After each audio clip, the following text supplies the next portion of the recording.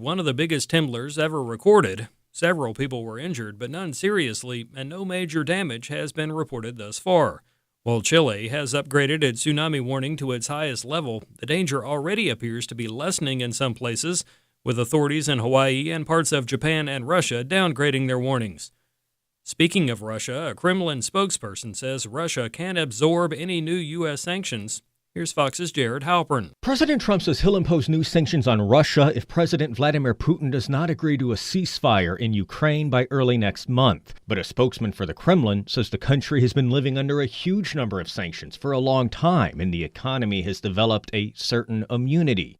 After Monday's Midtown Manhattan shooting, New York City mayoral candidate Zohran Mamdani's social media comments on defunding the police may come back to haunt him.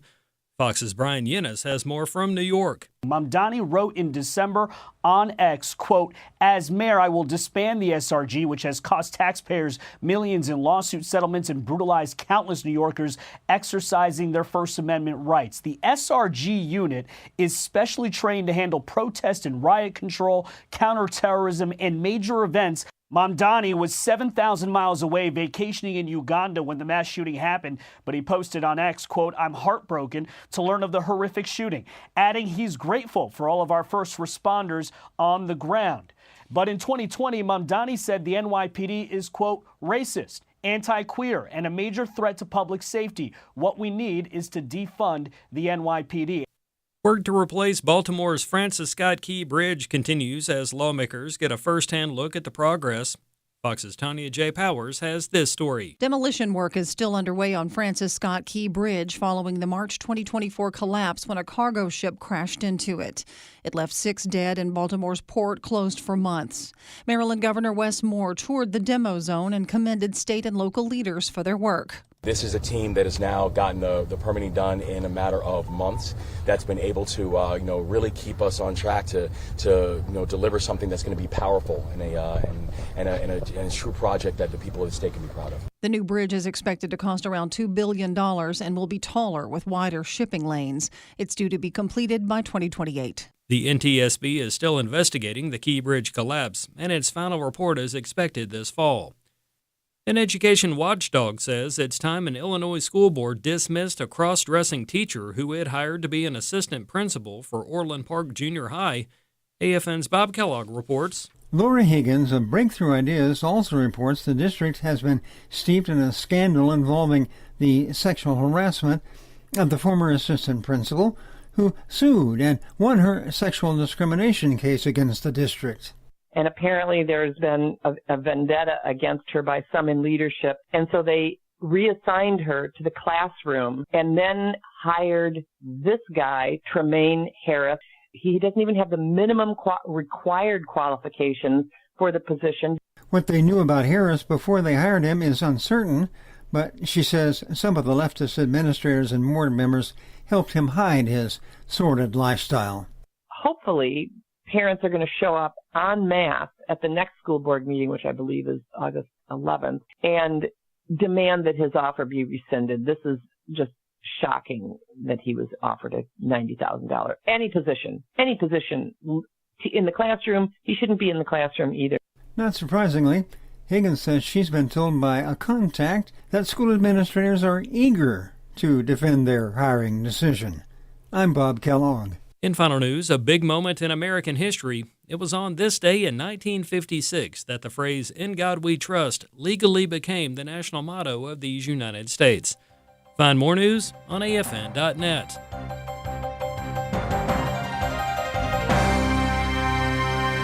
Association is to inform, equip, and activate individuals to strengthen the moral foundations of American culture and give aid to the church here and abroad in its task of fulfilling the Great Commission. Further, AFA believes this ministry, as well as everything in the heavens and on the earth, belongs to God, and AFA's role is that of a trusted manager.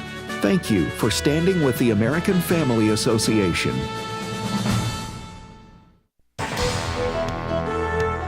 Welcome to Today's Issues, offering a Christian response to the issues of the day. Here's your host, Tim Wildman, President of the American Family Association.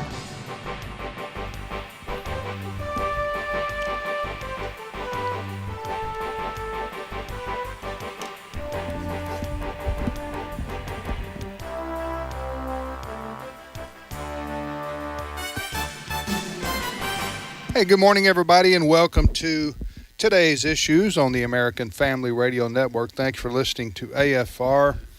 You know, the enemy of live radio, ladies and gentlemen, is the sneeze. And are you getting close? Well, I thought that was coming on again, and it happened to me a couple of days ago. I had to defer to Fred. I said, Fred, answer that question because I'm going to put my microphone on mute here. But anyway, I think we're okay. I think we're all clear. I think it was It is funny when you feel it coming on. Right. And there's a tipping point in there somewhere Yes. where you know I can't control it. It's coming like a freight train. And my wife, Allison, she says that I scare people.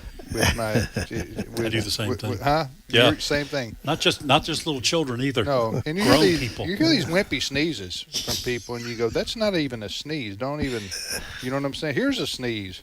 And then, I never have understood people who are able to smother that sneeze. No. And I wonder what kind of internal damage they're doing. Your eyeballs will pop out that, if you. That energy's got to go somewhere. All right, so back to the serious news desk we go here on today's issues on American Family Radio. Okay, that was Wesley sneezing. You can't really fake a sneeze. No, you can't. Ed's with us. Welcome back. Hey, thank you. Had a little back issue. A little back issue. Back in the game. I'm coming apart at the seams. You were sharing in devotion this morning. Yeah. You're in your mid-60s and things start breaking down. Okay, I wish I was in my mid-60s, Tim. I'll be 67 next month in August. 67. No, I've got to have cataract surgery. And in all seriousness, we ask people to pray for you because that's anytime they mess with your eyes, you're going, whoa, hang on. Yeah, absolutely. But cataract's pretty routine but unless it's your eyes. Yes. Of course, I've never had it before. Okay. No one person who really had some bad side effects, but everyone else says, man, it's a breeze. And it's going to be, it'll be weird. You'll be able to see. Yeah. Without glasses or contacts. Let me introduce the rest of the distinguished panel. Wesley Wildman. Good morning, Wesley. Hey, good morning. And Fred Jackson. Fred, you were going to say? Funny story on cataract surgery. My oldest daughter worked at a clinic for a while, many years ago. And some older guys, a lot of older guys have that problem. Yeah.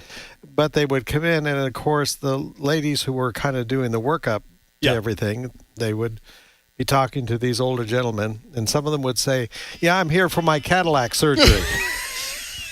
Because it's the doctor's. It's the doctor's gravy boat. Yeah, they had to kind of suppress a smile, but they were there for a Cadillac surgery.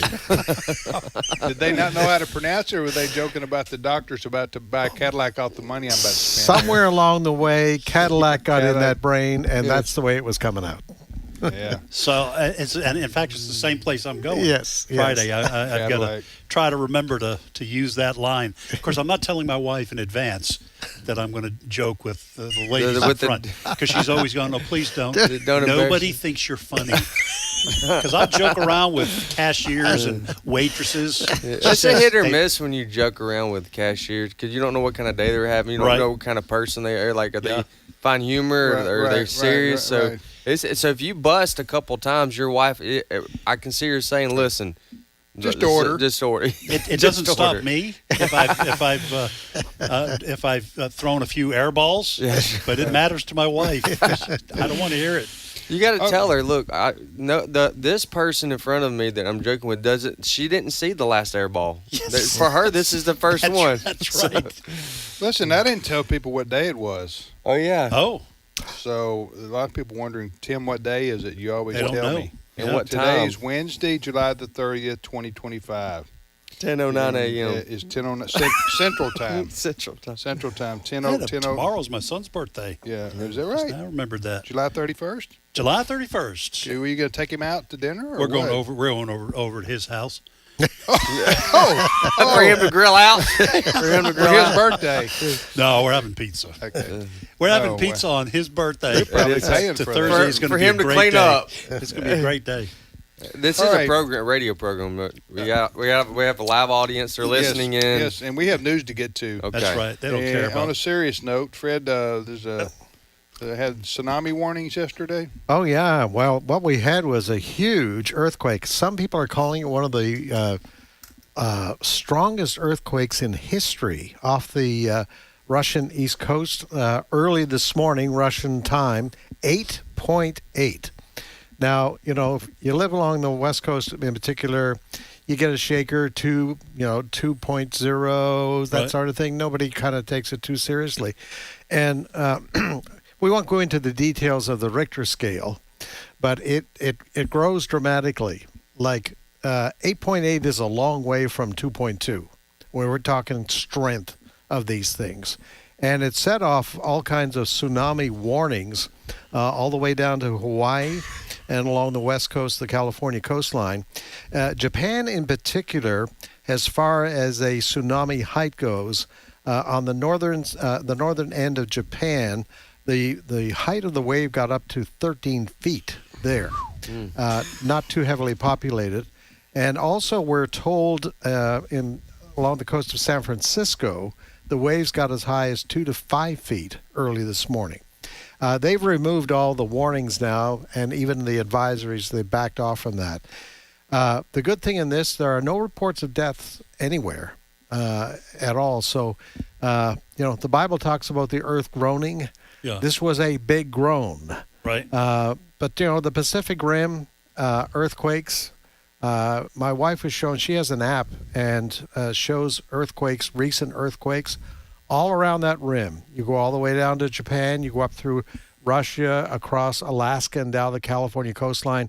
There are shakers all the time. We just don't hear about them. Right. But Because they don't impact people. Yes. Yeah. This was 8.8. You move an 8.8 into 25, 30 miles off the coast of California. Oh, yeah. You got a real problem. You got real destruction, loss of life. Yeah. Don't they call that in the Pacific the Ring of Fire? Yeah, they do. Because there are a lot of active volcanoes, which means a lot of kind of chaotic stuff going on under the surface. Oh, yeah. I lived on the west coast, British Columbia, for about 10 years, and they practice with kids in school, what to do if there's an earthquake. Well, like here, much of the southeast and the Midwest and central part of the Central Plains for tornadoes. Yes. Yeah. Where I lived was about the suburb of Vancouver was about 2 feet below sea level. And what they warned us about was something called liquefaction. In other words, water would come up from your soil in your front yard. Oof.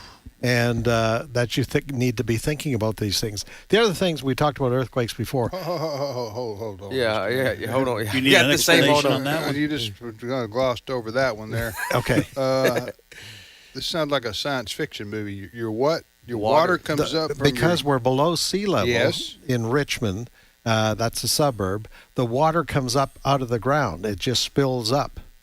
Spills up? Yes. Yes. So you don't have to. There are times you don't even have to water your yard.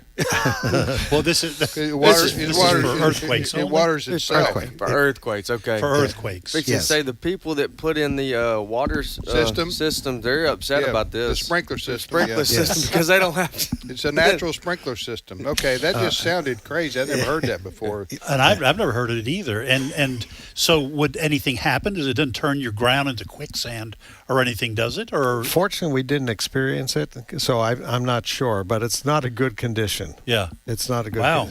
And people just as I was going to say, the thing with earthquake, there's no warning. Right. There's you don't like hurricanes, you see coming. Or tornadoes, you see that coming. So when is this expected to hit the coast? Okay, I think it's done. It's done. I think it happened 15 to 24 hours ago, something like that. Early morning Wednesday Russian time. That's when the earthquake happened off the coast of Russia. Sometimes people forget how far Russia extends. I mean, it goes from Korea, north of Korea, the Korean Peninsula, all the way over to the border of Ukraine and places in Europe. So it goes from Asia to Europe, and but this earthquake measured at 8.8 on the Richter scale, as you say, Fred. Had that earthquake hit anywhere near a major metropolitan area, or it would have that would bring down the city of Los Angeles. Yeah. Okay. Yes. If something You're like talking that, even with all their earthquake. That'd be catastrophic. Right. Yeah. If something like that happened it was much stronger than the one in San Francisco. Remember that back? That was just like a 6 point something. Wasn't yes, it? and overpasses collapsed. Right. And the whole thing. Well, the Bible. Listen, I don't want to get us into something I cannot talk a lot about, but the Bible does talk about in the end times that earthquakes and volcanoes, and does it mention volcanoes in particular? I think it does. Maybe in Luke. Anyway, crazy weather and natural disasters will increase, is what I'm going to say. Now, like I said, I don't want to get into that right now. We can maybe do that on another show. But when I heard about this strength of this earthquake, I immediately thought about the Bible warning about this. Now, some people would say, "Well, that's happened in the past." Well, maybe so, but I'm just saying it's still true though. It still gets your attention when you. And 8.8 is unheard of. Yep, that's right. No volcanoes directly mentioned in Luke, but it does talk about earthquakes and natural disasters, plagues and famines. Right. And before we move on from this topic, I do have a very, very serious question for Ed, but I don't want to mess up. I'm good? I'm ready, man. Bring it. Listen, I just want to say I'm here and available. If Ed can't answer it, look my way. Well, okay? It's very specific because Ed served in the previously known the Journal Department. Yeah. Now the Stand Department. Magazine. And you did writing and editing and all that. Why on planet Earth do we have letters and words that are silent? Like tsunami. Like there's a T at the beginning of this. I'm with you on that one. So why? Can you go ahead, give me Ed, answer that just one. a decent explanation? Tsunami. Make something up that sounds good. How is tsunami spelled? It's TSUNAM. Tsunami. I. Okay. And the question Wesley poses is why letters when they're silent. Well, because the English language is actually a hodgepodge of a number of different languages coming from the old world. Yeah. So in other words, the English language coming from England. It's combinations of German and Dutch and the Vikings who controlled England for a long time. French words crept in there after the Normandy invasion, the invasion of the Normans, I should say, in 1066. Anglo-Saxons. So a lot of those words and those languages melded together and oftentimes produced, consonant combinations that don't seem to have a logical explanation. But it's because thank you for yes. But now that sounded pretty good, didn't it? I threw in Anglo-Saxons and consonants, and then you ended up after 2 minutes of saying I don't know. He said just take a shot, and I did. That was my best shot. Tsunami starts with a T. I just want to emphasize that one more time. Yes, I did study French, the French language, for 2 semesters, I think, in high school. Yeah, so I said studied. But in learning about French and then Spanish and other kinds of languages, people who know multiple languages often say the English language is the hardest one. Yeah, because of a lot of times the multiple use of words. And I was talking to my wife last night or the night before. She had been the word shower, for example. Yeah. Okay, she had been to a wedding shower on Sunday afternoon. Right. You heard of these things? Yes. It's where women get together and bring gifts. And I'm going to let you finish this story, and then I'm going to complain about showers. Okay, but anyway, they do for about 2. I've never been to one. Maybe I've been to one, but then I stayed for 10 minutes and It's not for men. It's not for men. It's women. They're literally not invited, though. Yeah, really. They don't want men. You go into a shower, they look at you funny. They're like, "What are you doing here?" Right. So anyway, so we got the word shower for that. Then we got the word shower, also used for like a rain shower. Yes. Right. Mm-hmm. Shower is showering out. It's rain shower. And then you've got your shower in your restroom, your bathroom at home. Right. Your shower. So there you got just three. And the first four letters of it is the word show. Right. You want to go? You want to go to the show? The show, yeah. I could see how somebody would like give up on learning the English language. I thought you said shower. Yes, I do. I'm looking outside. There's no shower. No, I'm talking about the wedding shower. Yeah. You mean they take a shower? But you do mean showering somebody with gifts. So there is a translation. This is my fault. I take responsibility. You did start this, Wesley. And let me just say my response to the shower question, yes, men are not usually invited to wedding showers, but I had to put a stop to a troubling trend on baby showers. Okay. Baby showers, a lot of that was women too. And then I started getting invited to all kinds of baby showers. Baby showers? Yes. And I told my wife, I said, why am I going to this thing? Well, because you got invited. And they started trying to invite men to baby showers. And at some point I said, no. Not unless it's for my own grandkids. I think you got to take a stand. I took a stand. I said, I'm not going to this. Right. Men do not belong at showers, any kind. Right. Anyway, you're right. Shower. I let her have it.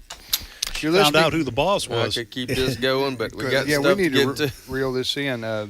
This is today's issues on the American Family Radio Network. Tim, Ed, Wesley, and Fred. Next story, Fred. So, Tim, tu parles français? The French thing? Très bien. The French thing. The Canadians thing on this. Do you know, can you speak fluent French? Oui, je parle français, mais un peu seulement. Oh, just a little bit, huh? Okay, I wondered how far the French went north into Canada. I know Quebec is, the French is the official language, right? Quebec is the official language. New Brunswick, believe it or not, is the only official province that is bilingual. Oh, okay. That's the official. But your home of Nova Scotia is English. Mostly, not all. Not a French influence? The Acadians? We have the Acadians, both in New Brunswick and Nova Scotia. And a whole bunch of them came to some state in down here. Where they Louisiana. eat strange foods. Yes. Yeah, the Cajun people came from Canada. Yeah. They kicked them out. Well, they got out of there because those English. Well, they go, surely there's got to be somewhere warmer in this world. Who's with me? And then they boarded a ship and they went to the land of alligators. Yes. And gumbo. Yeah. All right. So the tsunami story from the earthquake is basically over. Yes. Okay. Praise the Lord for that. Yeah. Next story. Yeah. All right. This may shock you, but President Donald Trump is back in the news this morning. No. Yeah. and kind of combined with the Epstein story. President Trump was talking a lot about the Epstein story, both on his visit in Scotland and coming home on Air Force One yesterday. And he offered some new details as to why he and Epstein didn't get along. He accuses Epstein of stealing some of the people who worked for Donald Trump in the spa at Mar-a-Lago. All right. That's happened to me before, so I can identify with that. How he feels. But go ahead. But anyway, so what we're going to play for you is a little bit of the what we call the news scrum that he had on Air Force One, and then a little bit from a news conference in Scotland where he added a few more details. It's cut number one. You're saying that Jeffrey Epstein coached two of your staffers. Who were they? Were they young? I don't want to say two, or I don't want to say any number. You're talking about many years ago. But, yeah, he took people, and because he took people, I said, don't do it anymore. You know, they work for me. And he took, beyond that, he took some others. And once he did that, that was the end of him. Were some of the workers that were taken from you, were some of them young women? The answer is yes, they were. Yes, they were young women? What did they do? In the spa. In the spa? Yeah, people that work in the spa. I have a great spa, one of the best spas in the world at Mar-a-Lago. Mr. President, did one of those stolen, persons, that include Virginia Jeffrey? I think she worked at the spa. I think so. I think that was one of the people. Yeah. He stole her.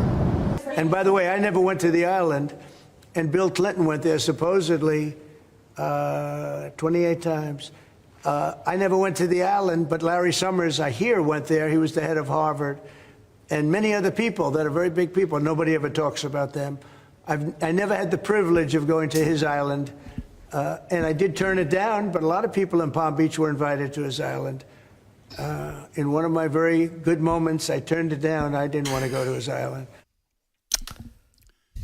Where do you start with that? Sometimes it's better just to not say anything. Right? Yeah, bless his heart. Yes. President Trump just, to his credit, he's very accessible as president of the United States, and he doesn't shy away from answering questions or doing interviews. And which is why you get sometimes those kind of conversations or statements where shoot from the hip. Shoot from the hip. Yeah. Shoot from the hip, and as yeah, well, it's better than being in the basement. I agree. Yes.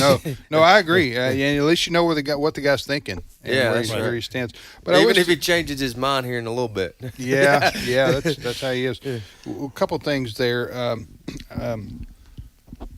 This Jeffrey Epstein story. Okay, based on everything I know and hearing about all this. Can I just share from my heart? Share from your heart. I want to share from my heart. This is absolutely. This is about President Trump and his relationship with this fella. Shower us. Epstein. I'll share us with your thoughts. I'll share. Hey, we do got it. While we're on Trump, we do got to get to his tariff stuff too before we move on. Yeah, but I've got to share from my heart, Wesley. Okay. So I'm looking at the clock, going. Well, we can come back after the break, and I can with more heart. We do have a guest after the break, but we can come back to tariffs. Right. We can come back to tariffs, or if I'm not finished sharing my heart. Well, that's right. More heart. So go for it. Okay.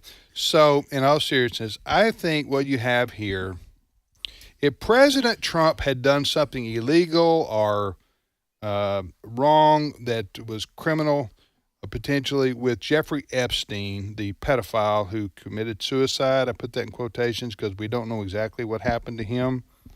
But he was convicted of sex trafficking.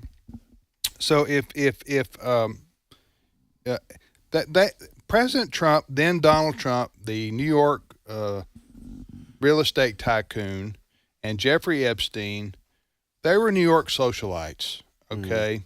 And as are people for the ages in New York City who are New York socialites. They're yesteryear, today, and there'll be some tomorrow. You know, that's just how that city works. It's basically the most famous city in the world, where a lot of famous people live there. Right. And they go to parties. They interact. All that. The same thing with Sean Diddy. Diddy. What was his name? What's his name? P. Diddy. P. Diddy. You know, the guy who's been also convicted. Okay, well, a lot of celebrities hung out with him, too, but that doesn't mean they're involved in his illegal or unethical or immoral. Well, the Weinstein fellow. Yeah, a lot of people hung out with him at parties. So what I'm saying is, I think President Trump was friends of his. Obviously, they were friends. At one time, Donald Trump called Jeffrey Epstein a great guy who hangs around a lot of young women, is what he said. So probably rumors swirled. Right. But President Trump never went to the island where a lot of this stuff went on. But he said Bill Clinton did 28 times. He knew a number. Yeah. So evidently Trump does know the Epstein files. Yeah. Yeah. Because he's spouting off things. Names of people. Names that went of people. to the island. Yes. But I would say, from what all you can determine, Trump doesn't want to, Trump probably wishes this would just go away because he was friends with Jeffrey Epstein, but there's no evidence that he ever did anything illegal or, you know what I'm saying? Yes. Yeah, So I think this is, hopefully we can get to the end of this pretty soon. We'll be back momentarily.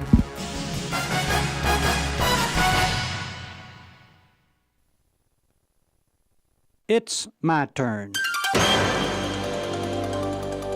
Here is your host for My Turn, Don Wildman.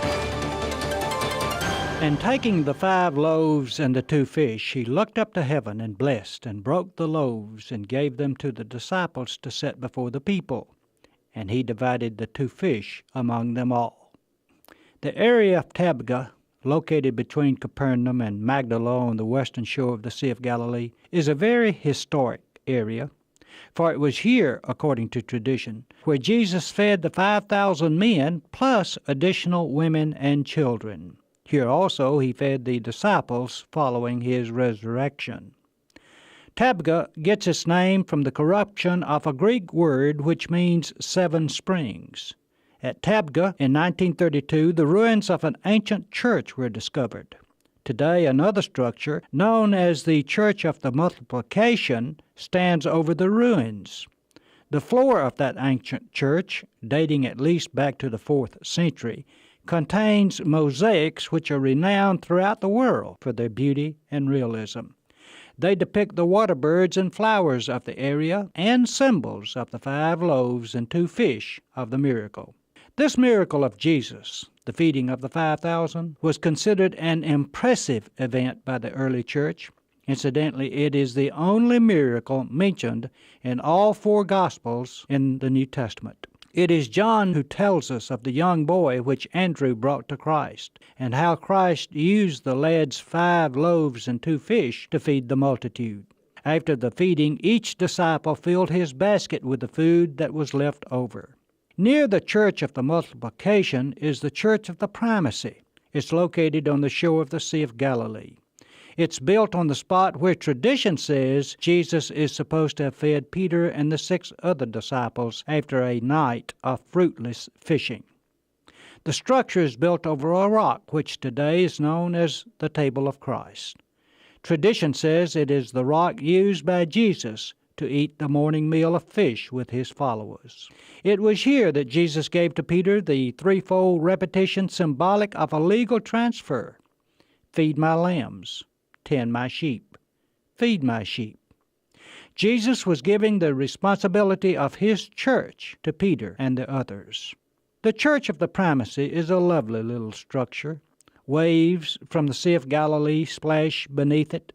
The area around it is lovely and peaceful, a probable contrast from the biblical days when this area was teeming with people and commerce. 2 great truths come out of the events which came to pass in this area. In the case of the multiplication of the loaves and fish, the truth is that little, when given to him who is the Creator, can be transformed into a lot. The young boy willing to share the lunch which his mother packed for him found this to be true.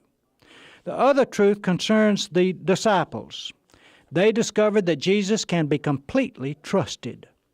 Following his directions, despite having caught nothing during an entire night of fishing, they cast where he told them and caught 153 fish. We must never forget that they cast their nets in sheer faith. As one stands here in this area, his thoughts are varied, but one wish stands out, that these 2 great truths can perhaps come alive again in us, even today. This has been My Turn with Don Wildman, a production of the American Family Association. Jesus said, "Let the little children come to me, and do not hinder them, for the kingdom of heaven belongs to such as these." Matthew 19:14. American Family Radio. This is Today's Issues.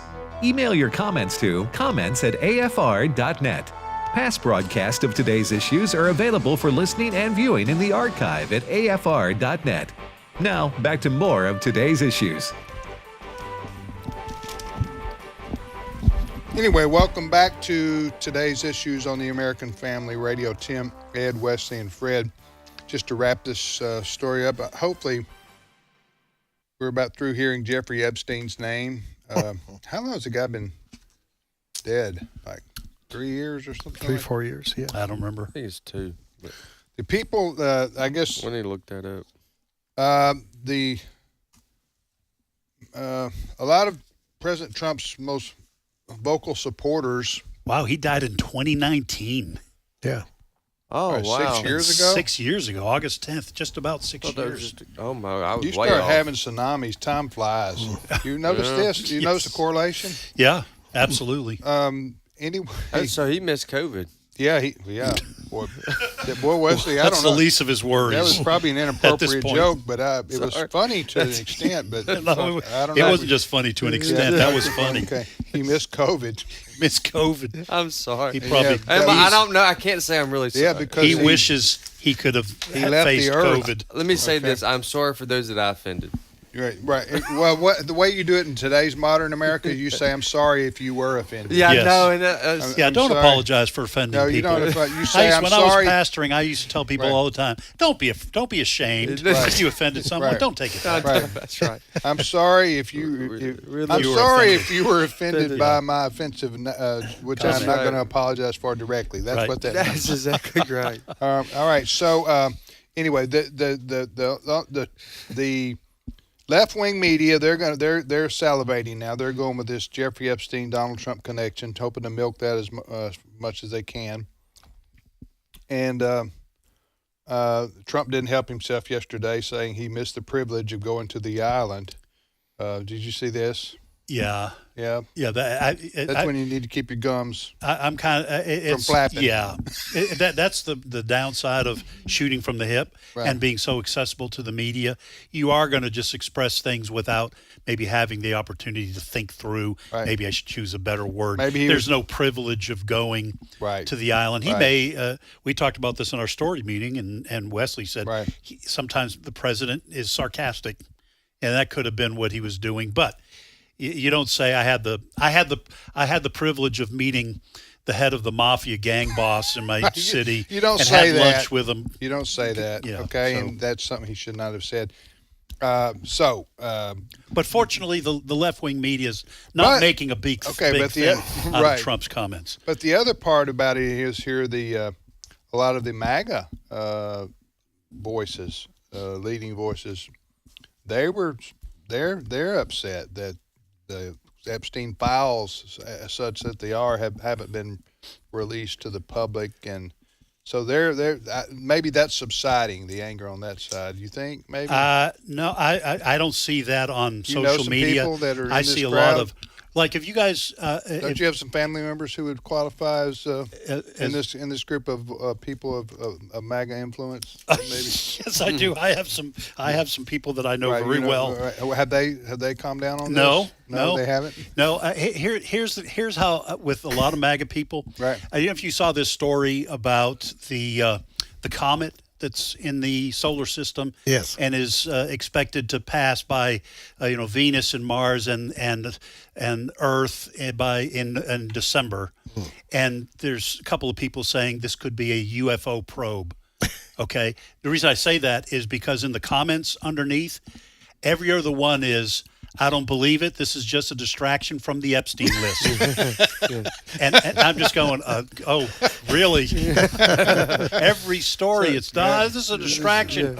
Release the list. So, all right, just to review, there's a lot of people who thought the Jeffrey Epstein story was going to be a reveal when President Trump got into office, as they were going to pull back the curtains on the shadow government. Mm-hmm. Over the last couple of decades, because all the influential people of all political stripes from around the world were under Jeffrey Epstein's blackmail Rolodex. Am I right? That is part of the conspiracy theory. And basically, President Trump is saying there is no, and Pam Bondi, the Attorney General, they're saying there is no Jeffrey proof of that. No proof of that. And there's no list. No list. And listen, I used to readily mock conspiracy theories until they all started becoming true. It's like with those big gender reveal things where people blow up a balloon or something, and you get that puff of blue or pink.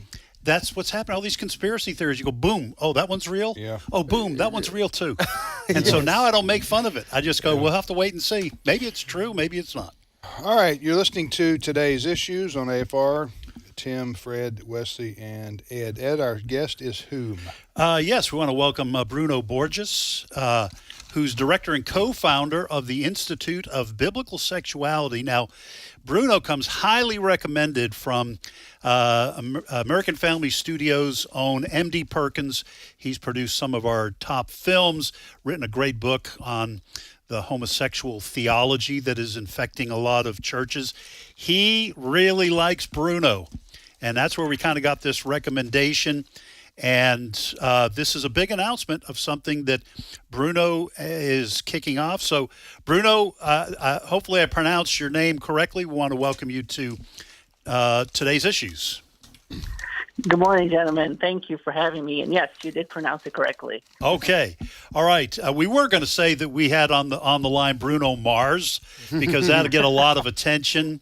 But Bruno, tell us, there's a great need in our culture, in Western culture as a whole, but especially in our culture, and for the sake of the church, to start doing research and correcting some of the ideological heresies, I'll just call them that, about human sexuality, and then produce help for people who want to do biblically based counseling on some of these issues. So please let us know, what is this big announcement? Yeah, absolutely. Well, first of all, I'm excited to join you, gentlemen.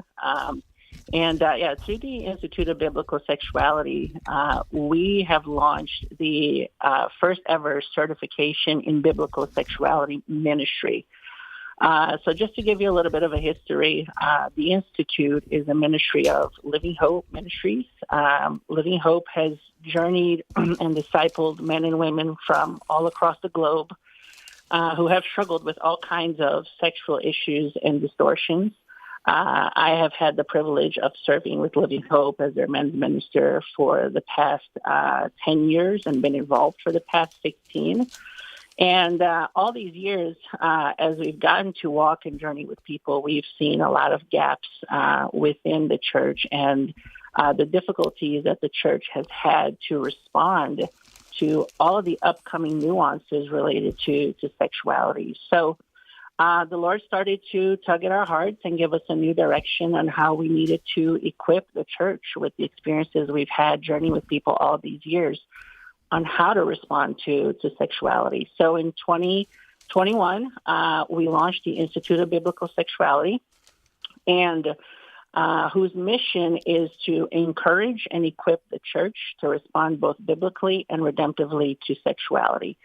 And through that, we put together a phenomenal global and national advisory board who help us put together this first ever certification program that truly equips pastors, leaders, Christians, anyone within the local church or Christ-centered organizations who feel a tug in their hearts or a calling to lead their church on how to respond biblically, really being that, as we call it, first responder in the church. And in connection with the Institute, where we have tons of resources that we have vetted to be theologically sound, as well as robust with academic research, as well as great methodology.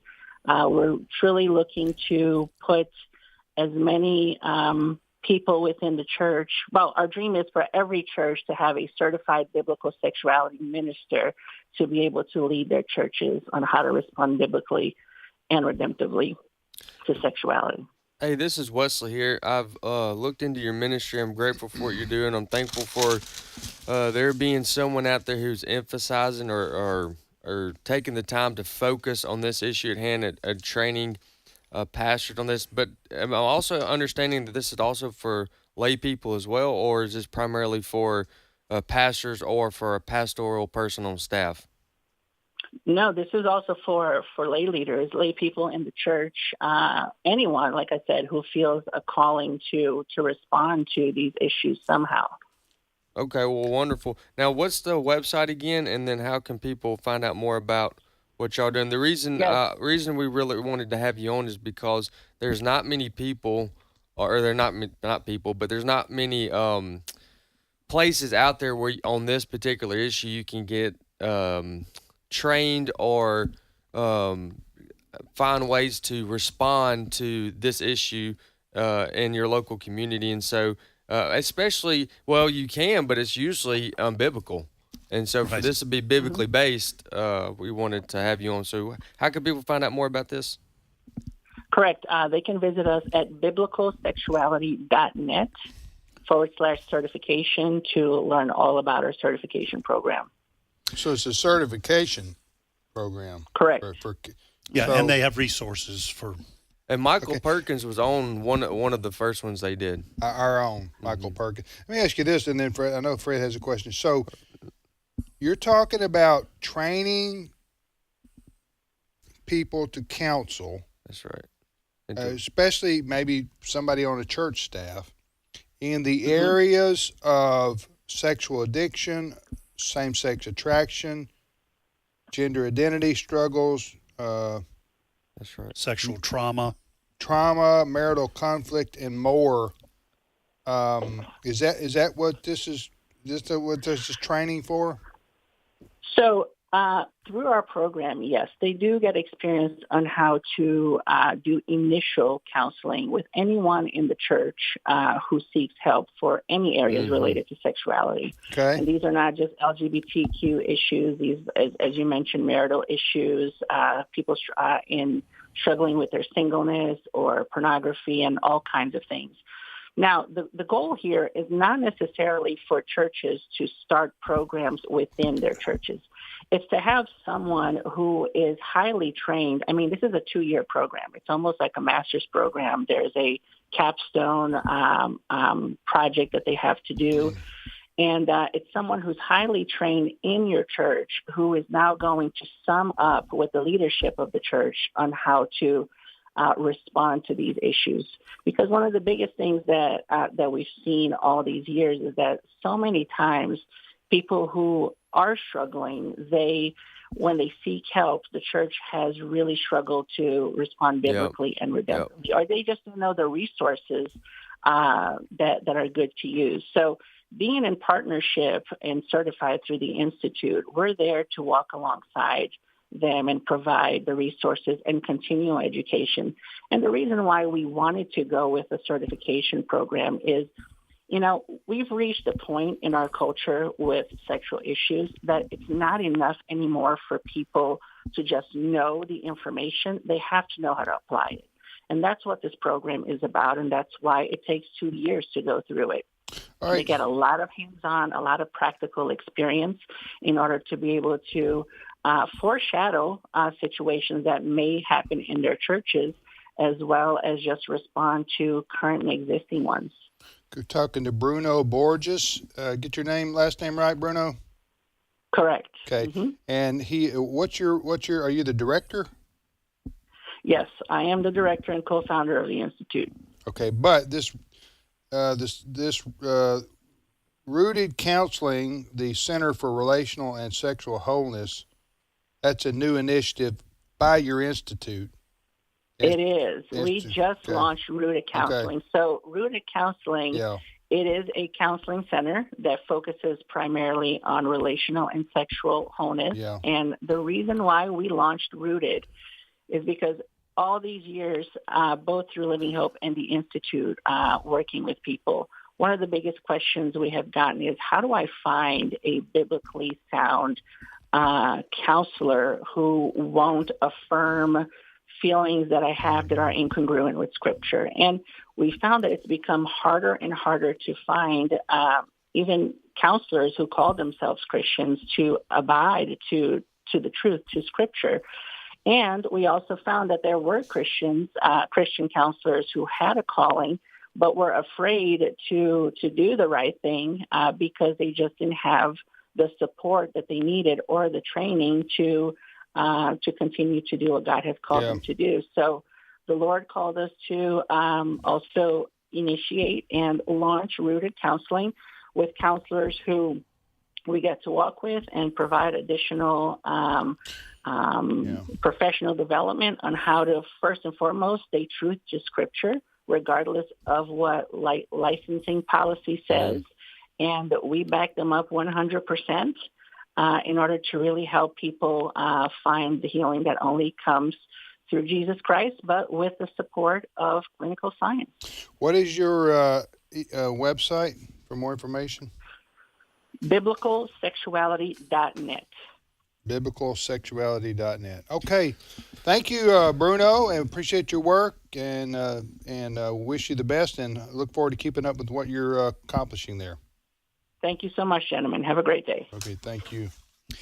Well, these are brave people, courageous people, because they have their work cut out. Because the mental health profession in this country, talking about the American Psychiatric Society, American Psychological, American Medical Association, all of them, and politicians, especially in blue states, they are really trying to crack down on anyone, well, Fred, like in Canada, anyone who counsels people in a biblical way about human sexuality. So kudos to Bruno and the others. They're American-based, right? Yes. Yes. He's in the U.S., because I don't even know if you could get away with this in Canada now. Probably not. Well, don't we have a story from Canada on? Do we have the pastor audio from this morning? Or is that Steve's story? I think that's Steve's story. Okay. Yeah. But anyway. Steve's listening probably right now. He'll bring it in. He'll be in. Yes. So, were you going to mention anything else about this? No, sir. No, sir. Okay, I just wanted to say to Ed's point, God bless all those people who are counselors, who are doing Christian counseling. Yes. And that means people who are at churches, on staff, and also just professional Christian counselors. And I know a lot of people just do it as friends of people, but they feel unqualified. But anyway, for this in all these areas here. Looks like they're in Arlington, Texas. Yeah. Okay. But, we should note that in this country, there are legal threats now against certain jurisdictions about counseling a homosexual about getting out of that lifestyle. Yes. Right. It's called. There are laws now against what they're calling conversion therapy. Right. So we need to note that in this country that celebrates a First Amendment freedom, there are people who are being fined for counseling people about their homosexual lifestyle. And that's even when a homosexual comes to the counselor, solicits the counseling, and says, I want some help with this because I'm not sure I should be doing this. These counselors can still get in trouble. Yes. Let me ask you real quickly, Ed, and then we can move on here. What does the Bible say about what's acceptable and unacceptable when it comes to human sexuality? Well, the Bible, of course, all those issues start with, this is what Jesus started with when he was asked about divorce, for example. You go back to creation. So Genesis 1 and 2, God created us male and female in the image of God, male and female. He made them so that human sexuality is based on that model because reproduction is a male-female endeavor. Okay. And you look at the human anatomy. Yes. It's pretty obvious. It's pretty obvious. And so marriage flows out of that reality because one man and one woman, that's what creates a baby. Now, I'm not saying that sex isn't meant to be pleasurable. Obviously, it is, but it is for a husband and wife to give pleasure to one another. But anytime you move outside of that model, so unmarried people having sex, heterosexual, homosexual, doesn't matter. A man or a woman who's married having sex with some other than their spouse, that is sin. And the Bible is clear about that. Now, the struggles people may have, that's what Bruno and the team that they're getting together, and some other ministries who do that, there are people who, for whatever the reason, put that on a different box, on a different shelf, because we're not discussing that right now, but they struggle with where their romantic feelings and their desires go. And Christians are at this point free under the First Amendment to counsel them about what God wants for them, but we have to also be compassionate for the people who are struggling with that. Because I always say this, the normal way human sexuality is supposed to develop is that as you get older, you are attracted to members of the opposite sex, okay? And for some small fraction of our population, when they get to that point, they don't have those feelings for the opposite sex. They have those feelings for the same sex. That must be a terrible thing to go through. But there is hope that whatever the cause was, God can help heal that person and heal their brokenness. And we are starting to get stories of people who have, well, for decades and decades, come out of homosexuality, but also the transgender confusion that is going on. And our film, In His Image, produced by American Family Studios, inhisimage.movie. You can go watch that for free. That's why we put out that very fine documentary. Yeah, and here's where the conflict comes in. Of course, we talk about it on issues sometimes here on this program and others on American Family Radio. This is why we're labeled a hate group by the Southern Poverty Law Center on this particular issue, and maybe a couple of others. But they're going to tell you, the left-wingers are going to tell you, and even some, quote, Christians are going to tell you, you're wrong by trying to counsel people to deny their identity. Right.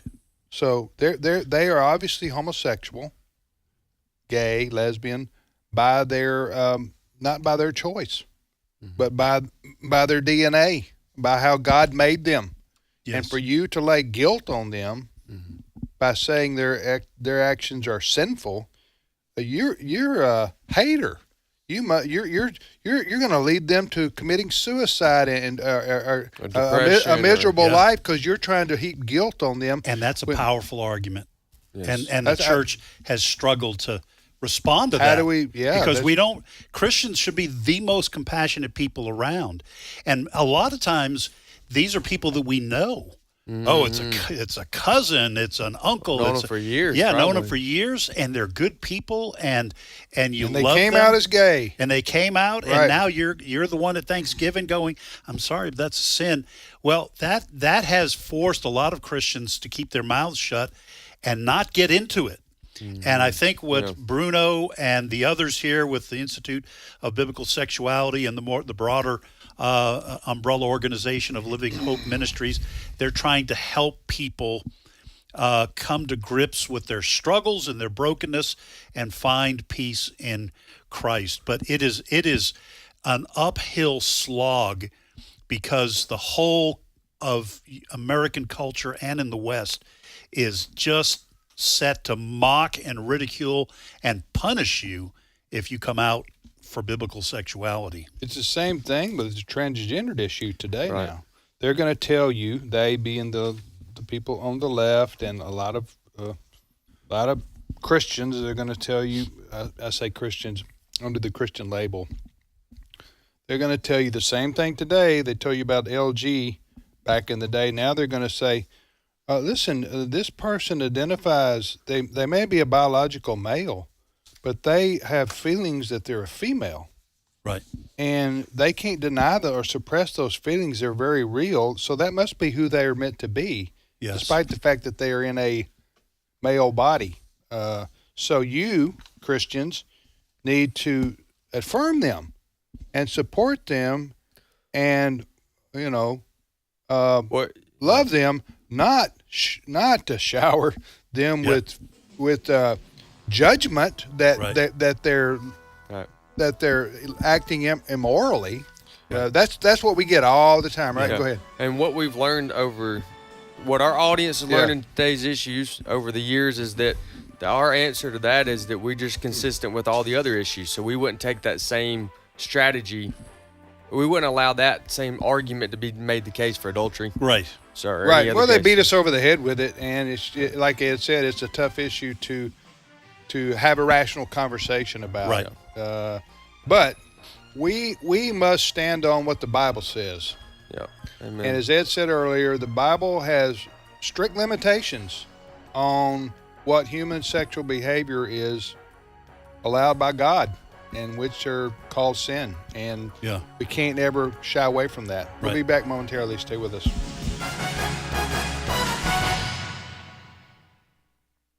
The views and opinions expressed in this broadcast may not necessarily reflect those of the American Family Association or American Family Radio.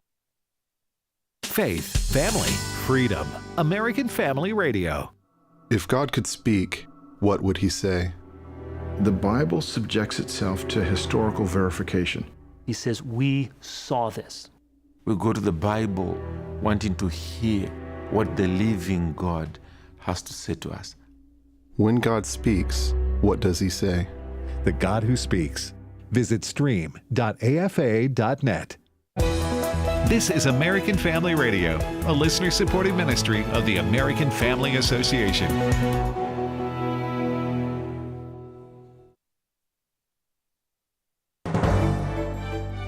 For American Family News, I'm Chris Woodward. There is less danger in some places and more in others after a massive earthquake in Russia. Fox's Lillian Wu has more. Tsunami advisories have been canceled for the coastal area of Southern California, ranging from Rincon Point to the California-Mexico border. But tsunami warnings are being issued in Central and South America, where authorities have ordered evacuations following the magnitude 8.8 quake that struck off Russia's eastern coast, initially sending millions fleeing for higher ground there in northern Japan, Hawaii, and the west coast of the U.S. Russia's news agencies also reporting that one of the world's highest volcanoes, the Kulshevskoy volcano on the Kamchatka Peninsula, started erupting following the quake. Well, as we have reported on AFN, President Donald Trump has reduced a time frame for Russian President Vladimir Putin to end the war in Ukraine. What was a 50-day deadline has drawn down to 10 days. If there is no ceasefire, the Trump administration may put sanctions on countries that buy things such as oil and gas from Russia. And talking about this on Washington Watch, Senator Lindsey Graham said he agreed with the idea. Putin could care less, apparently, about how many Russians get killed in the battle. You know, hundreds of thousands have been killed and wounded. I don't think he cares about sanctions because he lives pretty well, him and his cronies. So what we're doing, I've talked to President Trump about, is go after the customers. Russia's economy is propped up by fossil fuels. Countries that buy Russian oil and gas include China, India, and Brazil. They're going to have to pick between the American economy and helping Putin. I think that's the best way to get Putin to the table. Graham said he's had discussions about this topic with the president. A conservative activist predicts that in the coming years, Europe and other Western nations will be fighting civil wars for the survival of Judeo-Christian civilization. Here's AFN's Chad Groening. During his recent visit to Scotland, President Donald Trump told reporters that European leaders need to, quote, get their act together on migration, warning, quote, you're not going to have Europe anymore. The Islamization of Europe and other Western countries is evident in countries like Germany, France, and Great Britain that have been overwhelmed by Muslim migration. Gary Bauer is chairman of the Campaign for Working Families and has served on the board of Christians United for Israel. He believes the West is headed for internal conflicts. It's a civil war. There are uprisings in all of these countries by left-wing and Islamist movements making common cause with each other. I now find myself in the camp of several historical analysts and military analysts that believe in the next 20 years there could be multiple civil wars that break out in the Western nations of the world, particularly right now in Europe. And Bauer says we need to remember what our own Civil War was like. 670,000 of us were dead. We killed each other more brutally than we've ever killed any enemy we faced. And that's what multiple countries in Europe are facing as their government cannot find the courage to prevent and stop a mass slow-motion invasion of people from third world countries, many of them Islamists, pouring across the borders of Europe and one by one taking those countries to the brink of a disaster. I'm Chad Groening. Indiana Representative Marlon Stutzman has introduced a bill that would require the creation of a new food label. The label would be for fruits and vegetables that were treated with a product created through a grant from the Bill and Melinda Gates Foundation. The treatment or coating is known as Edapeel. Stutzman's bill comes at a time in which many people are seeking to make America healthy again. In final news, the EPA has released a proposal to rescind regulations that paved the way for electric vehicle or EV mandates. Energy Secretary Chris Wright made these comments at an event with the EPA administrator. We don't want to tell people what car to drive or what kind of shower head to use or what their hot water heater should look like. We want Americans to choose. Environmentalists are not pleased, but groups such as Power the Future and CFACT are applauding the proposal. Find more news on AFN.net. I am thoroughly looking forward to our Weekend with AFA coming up in October, where we're going to be able to meet our supporters like yourself, to fellowship, to visit our facilities here in Tupelo, and to have everyone come together for a wonderful weekend. It's a weekend with AFA, Thursday, October 2nd through Saturday, October 4th in Tupelo, Mississippi. Speakers will include Abraham Hamilton III, Jenna Ellis, Tim Barton, Tim Wildman, and more. Register at afa.net/weekend. Today's Issues continues on AFR with your host, Tim Wildman, President of the American Family Association.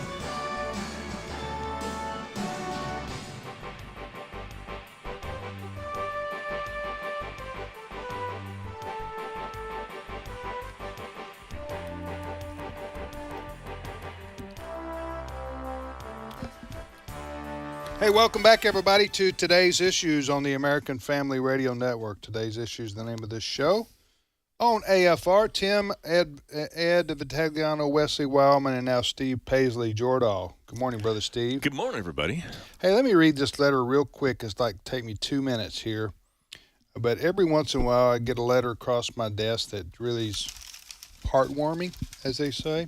Oh. Positive and encouraging, Positive maybe? and encouraging. Dated July the 2nd. The note, handwritten note. See this right here? Handwritten note. July the 2nd, 2025. Dear AFA, as I am 97 years old, be 98 in a month, living on Social Security and pension, plus legally blind, my money is very limited. An unexpected sum of money came to me, and I have to share with you. I do pray for you all and thank you for all that you do. May our Lord keep you all safe and give victory in all your efforts. And this is, I'll just say, Christine is her name. Wow. From Virginia. Thank you, Christine. She put her name. Wow. She put her name here and her address, but I'm obviously not going to say that. But she lives in Virginia. But I thought, wow, she's in August she'll be 98 years old, living on Social Security and a pension, and she got some extra money, and she sent it to us. Well, listen, we love our listeners, and let me just say this. Thank you, Christine, for your gift. Thank you for all of you who give regularly to Amen. American Family Radio. We do appreciate that. We have Share-a-thon coming up in October. But let me also say, I know there's people out there who want to give and can't, and even those who do give, listen, please pray. That is not a minor thing. We don't think of that as being a minor thing that you do if you can't give us what we really need. We need your prayers. Exactly. Because this is these are difficult waters that we swim in, and they are shark-infested waters. Okay, and there is tons of pressure, and who knows what the future is going to hold for our country. Hopefully God will continue to give us grace, but we want to be here to speak the truth of God's word and to preach the gospel. So continue to pray. Pray that we will remain faithful to the calling that God has put on this ministry. Pray for Tim and the others in leadership and their families, and for all of those who work here. And pray, I'll tell you what else, pray for new opportunities for us to get some other radio stations, and maybe even in difficult territory, spiritual territory. All sorts of things you can pray for us, and this is an important part of the ministry, your prayers. And also, if you run across any extra money, yes, then you can feel free to do like Christine and send it our way. What a good example she's setting. We wouldn't want to give anybody the idea that we wouldn't accept that. That's absolutely that is true. Shark-infested waters, and it's always Shark Week. Perpetually. Shark Week. It's been Shark Week in this country for 75 years. There you go. We did buy a new station in Des Moines, Iowa. Do you know this? I'm being serious. You mentioned. Yeah, and we'll be sharing more about that later. We got to have probably a couple months before we go on the air there. And I'm just going to say, I say this periodically, I do pray that God will give us an opportunity to get a station in Boston. Mm-hmm. So we can have a voice. We need to look into that. We have a voice in New England, right? Kind of the birthplace of the country. Christian.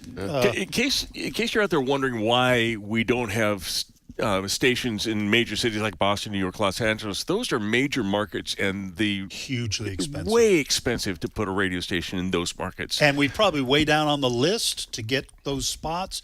But God can do anything. Yeah. Right. So, yeah. Anyway, that's just that being from that neck of the woods, that's a dream of mine. Yeah. Steve, first story. All right. So if you've been following the news and reading about or watching about what's going on in Gaza, the Gaza Strip, the mainstream media is talking about a famine, starvation. And the mainstream media is saying that Israel is causing it and they're all to blame, and they are doing whatever they can to kind of push this narrative. It happens to not be true, which we can get into in a second, but one of the things you may have seen is a picture of a mom holding a little baby that is skin and bones. And they said, here it is. This is the poster child for the malnutrition and the starvation that's going on in Gaza. And a little fact-checking was done by some people, and they found out that, well, it's not exactly that. This child has cerebral palsy, and he's malnourished because he can't eat properly, even in healthy times. He has a brother that is healthy and well-fed standing right next to him in another picture that the media all could have used but didn't. And so they've been called out by conservative media and others. And finally, the New York Times is having to admit that they made a mistake. Kind of. I want to hear the apology. Well, it's not much of one, but Okay. I'll read what they got.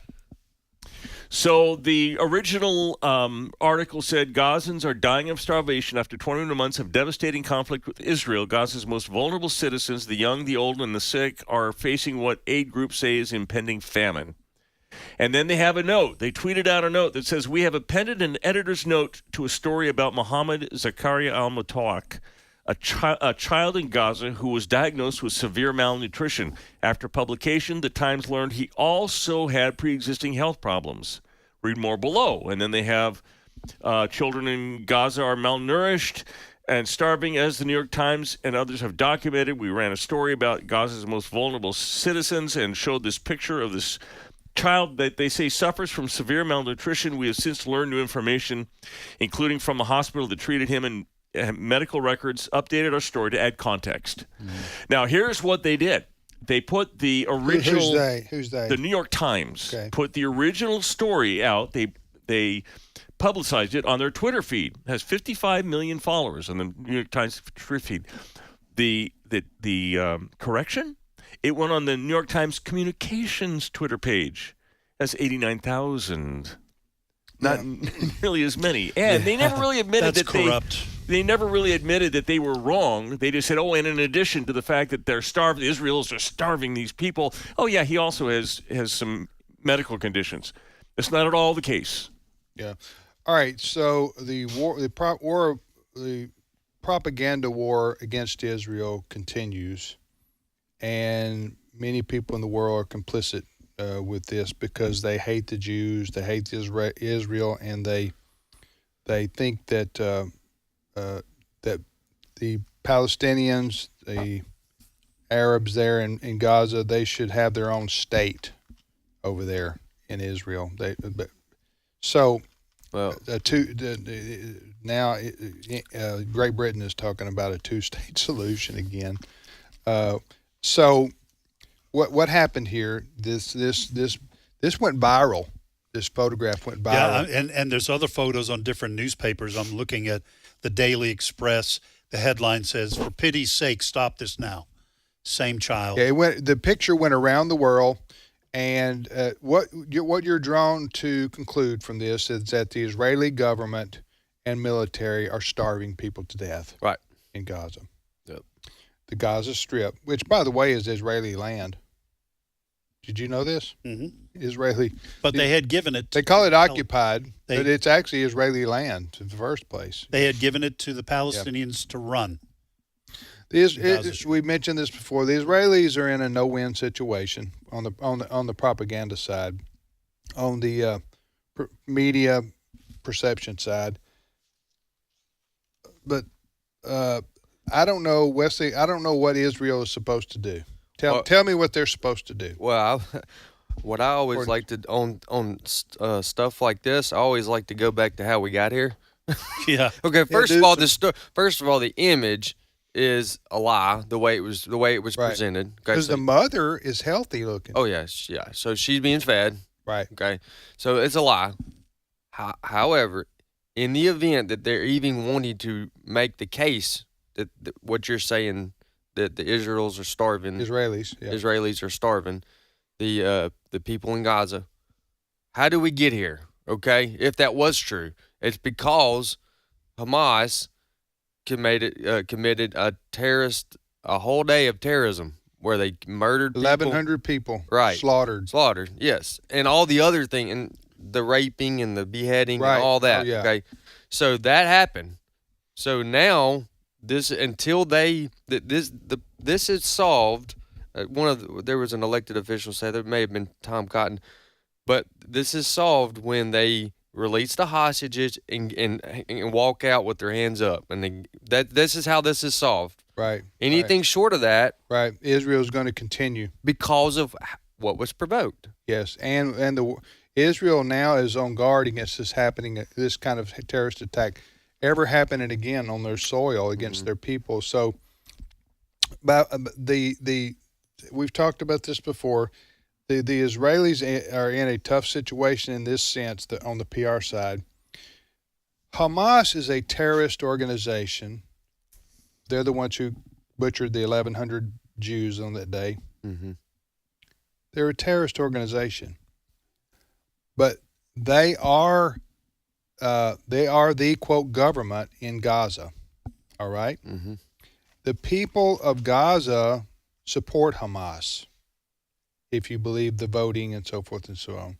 And so the Hamas fighters hide behind the non-combatants. Civilians.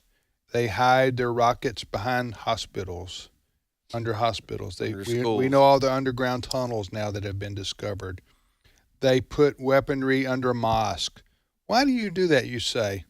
Well, because they know if Israel bombs a mosque to try to get to their weapons they're going to use against Israel, Israel gets called out by the other Arab countries and Muslim countries and the international media as being targeting schools, targeting churches, mosques. Churches, targeting hospitals, killing children. In this case, they want to say Israel is starving the children of Gaza. As you said, this picture that went viral, which is meant to be used and has been used successfully as propaganda against Israel, shows the mother holding this baby who's emaciated. This child, I don't know if it's a baby exactly, but the mother is healthy looking. Okay, and you go, why doesn't the mother feed the child her food, and so they can be the other way around? Okay, yeah. Because it's a propaganda piece. That's why. Otherwise, the mother would also be emaciated, and they don't tell you the underlying health issues that the baby / child had. So, anyway, this is just being used. Mike Huckabee's talked about this, the ambassador to Israel, but. We can talk about this another time, but this just Israel is just, and then Great Britain now, or the UK, however you want to say France. it, and France, they're calling for Israel to accept a official state where Hamas rules, and they're on the border of Israel. How insane is that? They're saying that they are going to recognize it as a state. Gaza is going to be a state. They're officially in the eyes of the EU, a lot of the EU and this the is US. like biblical. We'll be ready to talk about this tomorrow, I think. Yeah, okay. So is this the world turning against Israel and the Jews? Is this not unusual? It seems biblical. Yeah. To me. You know what I'm saying? It just seems like this is part of Bible prophecy that we're living in here. And I'll just say this and we can move on. Okay. And especially the sharp turn that a lot of people have taken in this country in protesting Israel and supporting the quote-unquote Palestinian cause, when in reality the issue's Hamas, the terrorist organization that runs Gaza. Why don't these same people have a problem with Hamas? Why don't they speak out as much against Hamas as they do against the Israeli government? I think that they view Hamas as freedom fighters. Okay.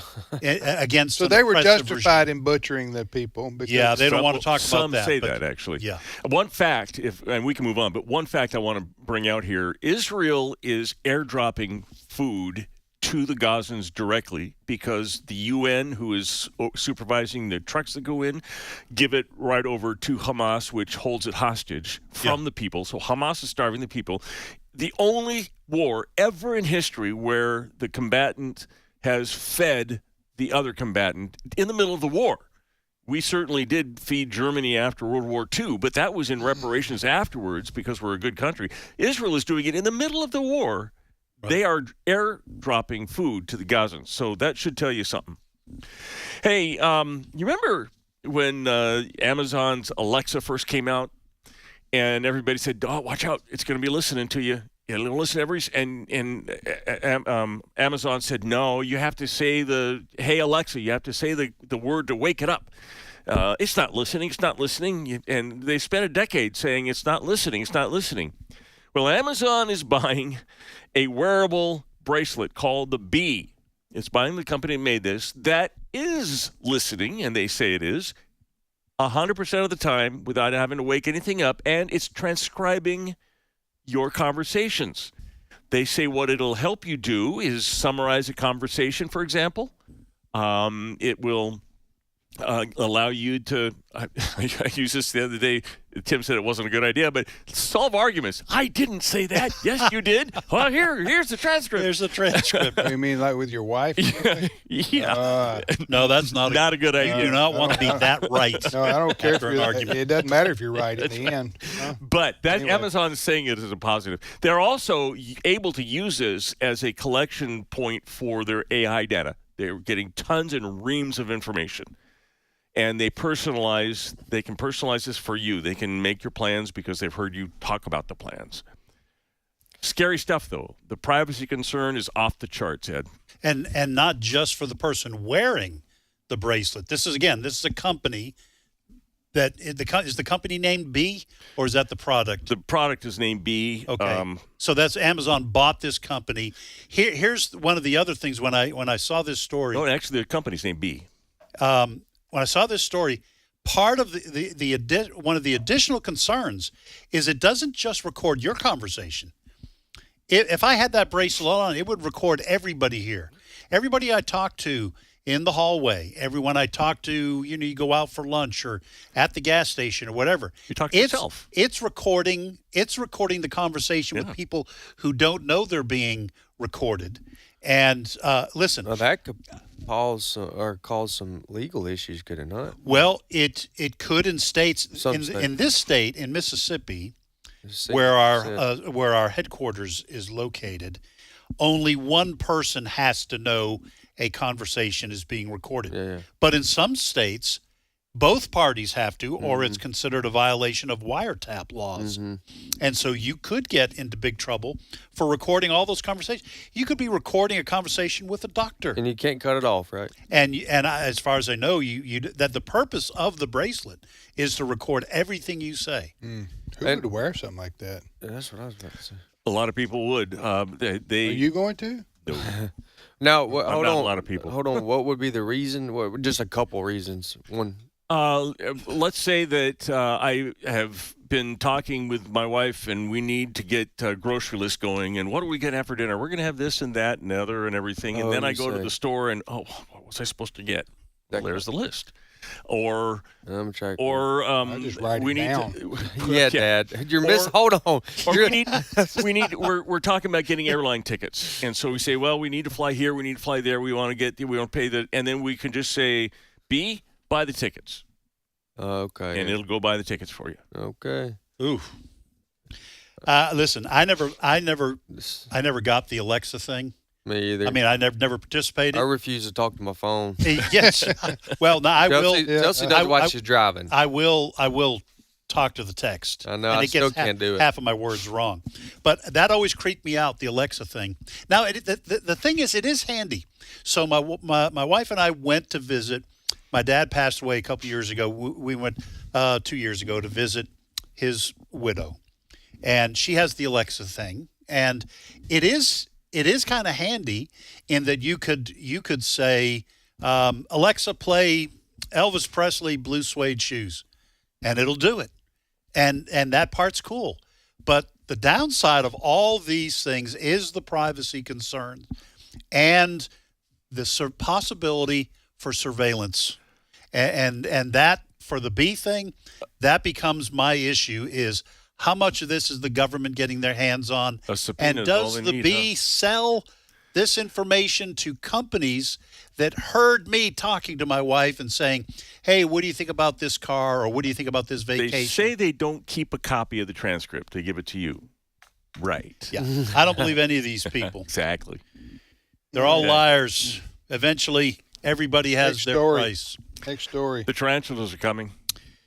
Oh man, this is. I've already texted. All right, listen up, people. I've already texted my sister. He's got some breaking news. Yeah, right here. So typically from late August through October, it is tarantula mating season, where the males come out of their holes and go start looking for mates. And it's expected to be tens of thousands of tarantulas wandering the countryside in 13 states: Arizona, Arkansas, California, Colorado, Florida, Kansas, Louisiana, Missouri, Nevada, New Mexico, Oklahoma, Texas, and Utah. It's typically more than drier 5 states? Yeah. More than 5. Okay, I thought the story I saw this morning said 5. You've got about this is 10. where they live, and I'm assuming wherever they live is what happens. Tarantulas, but they're going to be giants, right?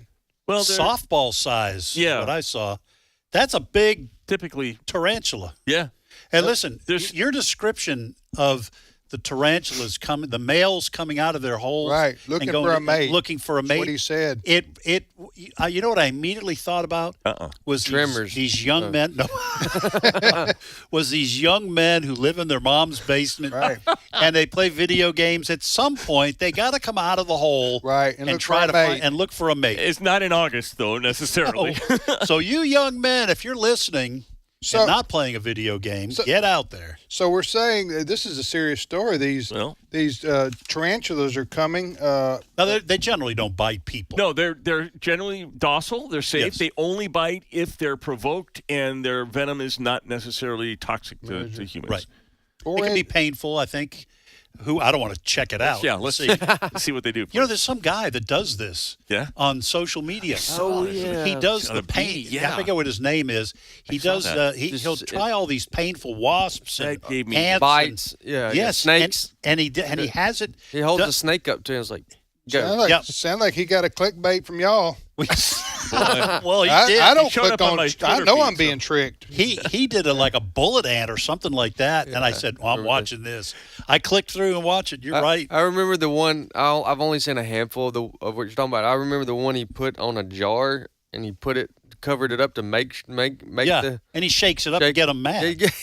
You're going, who does this? Well, and I've only seen a handful because there's only so many videos I want to see of some guy going, this hurts. It's so bad. While it feels they're like creating fire. it. Yeah, I mean, it's now his reaction. The clickbait is, you won't believe who died today. You know, and then they show a picture of Tom Hanks, and you click on it. Yeah. Go, Tom Hanks did not die today. They used his picture. Yes. But to get me to click here, and that's how I'm here. But guess what? I'm not going to do that again. I have an article from 2014. A South Korean man was arrested at the airport with 320 tarantulas, 110 centipedes, and 9 bullet ants strapped to his body. How many tarantulas? 320. Okay, listen. Wow. If I'm keeping tarantulas at my house. Or strapped on your body. At 100, I'm stopping right there, okay? Because you can't manage more than that. No, you can't. Am I That's right? the guy. He was trying to. He was trying to get him, smuggle him so he could sell him. Yeah, so he could sell him. But they noticed he had a big belly. Yeah. That's what they said. Well, I'm glad I don't get pulled over. I wonder what kind of fine that is, or what kind of penalty that is. Why? Wesley, penalties they just trying to figure out how much. The penalties they just cut the restraint open and let them crawl all over them. Yeah, there you go. Those centipedes are bad dudes, man. All right, giant tarantulas on the way, coming to a backyard near you. Just when the tsunami passed, now we got giant tarantulas coming to a shower, honey. Better get the rain.